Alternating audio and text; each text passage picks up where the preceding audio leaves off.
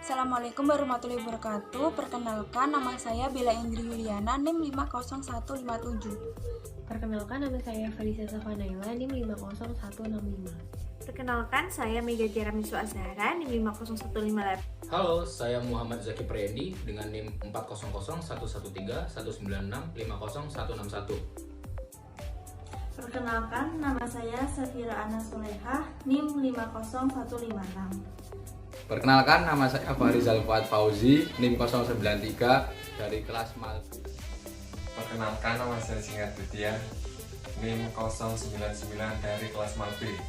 Nama saya Raffi Aksagarida dengan NIM 163. Perkenalkan, nama saya Raihan Winata Jati, NIM 097. Assalamualaikum warahmatullahi wabarakatuh. Perkenalkan, nama saya Vina Septiana Kasari, NIM 137. Pada Senin sore, 23 Mei 2022, banjir ROB terjadi di pantai utara, khususnya di Semarang, Jawa Tengah. Banjir terjadi akibat jebolnya tanggul penahan air laut di Pelabuhan Tanjung Mas, Semarang. Ketinggian air dilaporkan mencapai 150 cm dan meredam sejumlah kawasan di sekitar pelabuhan. Selanjutnya ada mitigasi. Mitigasi bencana adalah segala upaya untuk mengurangi resiko bencana. Program mitigasi bencana dapat dilakukan melalui pembangunan secara fisik maupun peningkatan kemampuan menghadapi ancaman bencana. Selanjutnya ada persediaan logistik. Yang akan dilakukan di tahap mitigasi penanganan dalam hal persediaan adalah melakukan pengadaan kebutuhan bencana alam seperti makanan, minuman, hingga alat tidur.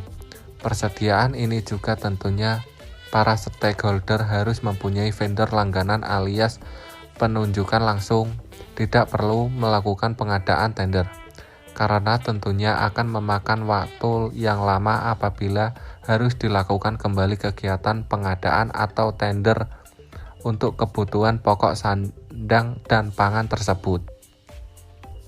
Selanjutnya akan dijelaskan oleh rekan saya. Selanjutnya adalah pergudangan.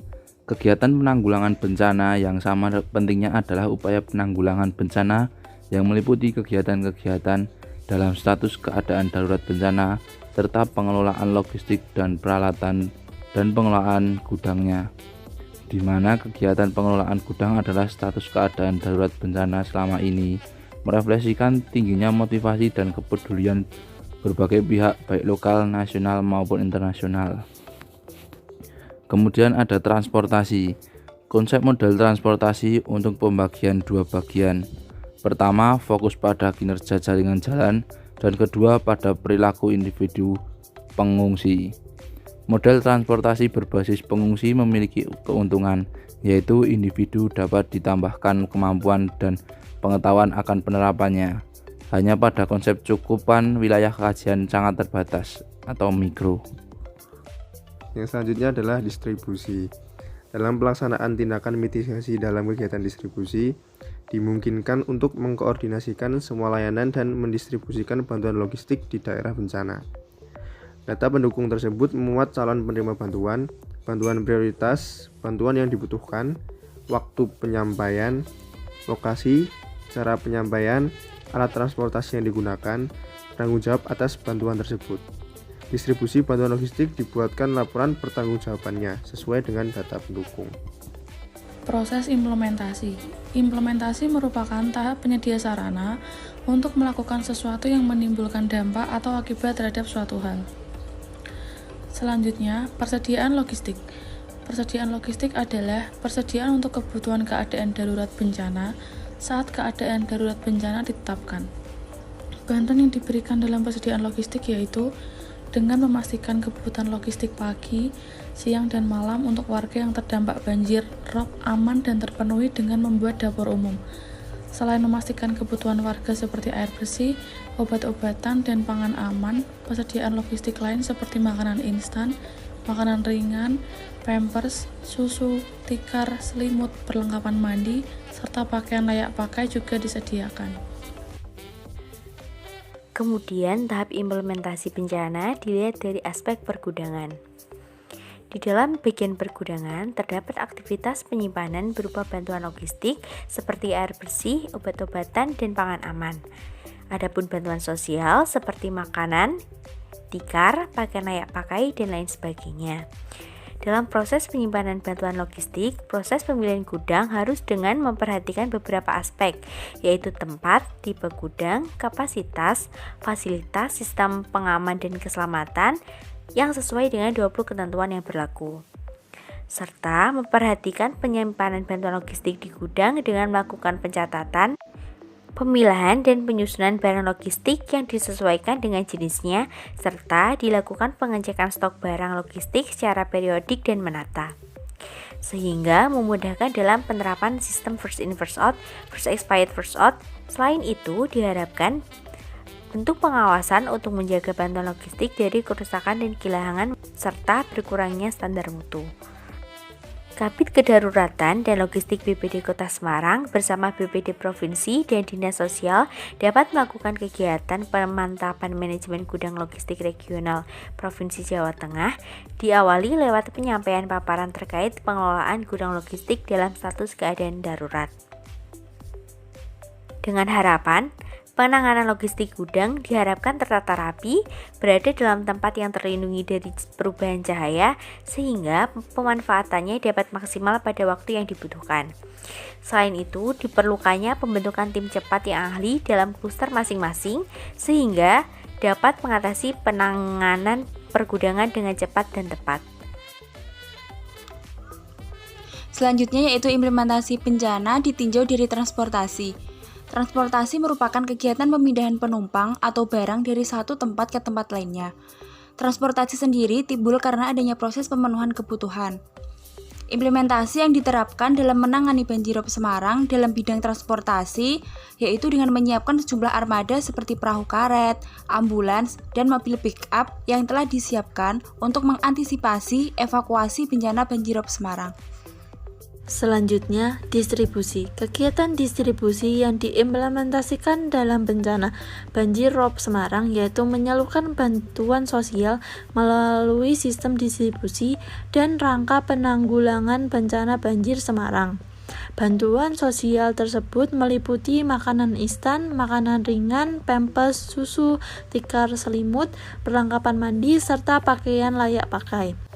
Tim relawan bergerak sejak hari pertama banjir menggunakan perahu karet menyusuri perkampungan warga yang berdampak paling parah dan membagikan makanan siap saji dan kebutuhan logistik. Tim juga turut membantu evakuasi warga yang hendak mengungsi. Selanjutnya yaitu proses revitalisasi. Revitalisasi merupakan langkah memperbaiki atau menghidupkan kembali suatu hal yang penting agar dapat memberikan hasil dan manfaat yang optimal. Bagi korban bencana yang tidak mungkin kembali ke rumahnya, setelah bencana dibutuhkan penanganan berbeda.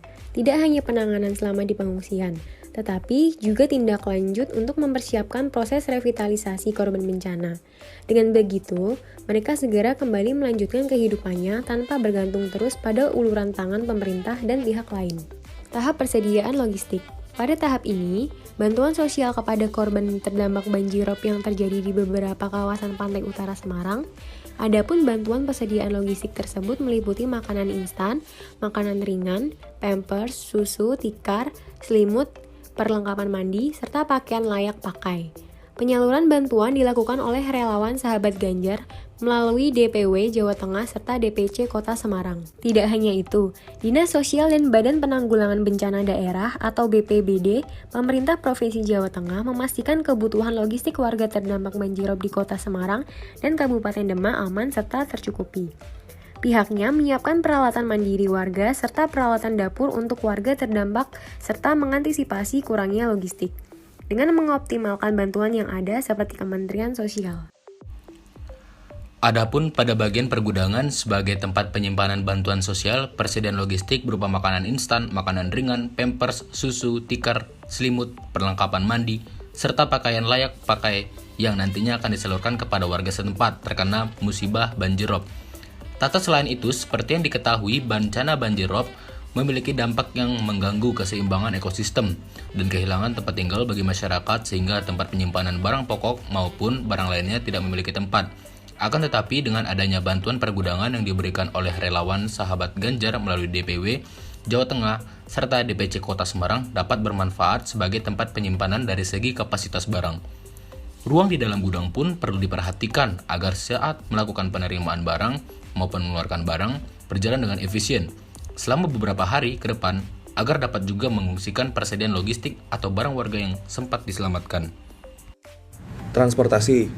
Pada penanggulangan bencana, di mana harus melakukan kesiapsiagaan dalam menanggapi potensi banjir rob di daerah Semarang khususnya Tanjung Emas, di mana terjadi banjir rob setinggi 1 meter, perlu direvitalisasi dan dikembangkan pada bidang transportasi. Jika terjadi potensi bencana banjir rob, dapat disediakan berupa perahu karet, perahu, sampan, rakit, pelampung, kasur angin, dan sebagainya. Perencanaan transportasi wajib disediakan sebelum kejadian bencana banjir rob akan datang, karena sarana transportasi berguna sebagai alat evakuasi warga agar tidak menimbulkan korban bencana. Oleh karena itu, pemerintah perlu memastikan bahwa transportasi penanggulangan bencana rob sesuai dengan jumlah penduduk setempat, berdasarkan demografi agar saat evakuasi cukup dan tidak menimbulkan korban bencana. Distribusi. Revitalisasi pada distribusi barang persediaan logistik sebelum terjadi bencana rob dapat dilakukan pemetaan jalur distribusi. Untuk siapa yang akan menerima pasokan bantuan persediaan, transek wilayah berdasarkan kondisi geografi serta demografi penduduk tersebut agar dapat memiliki informasi.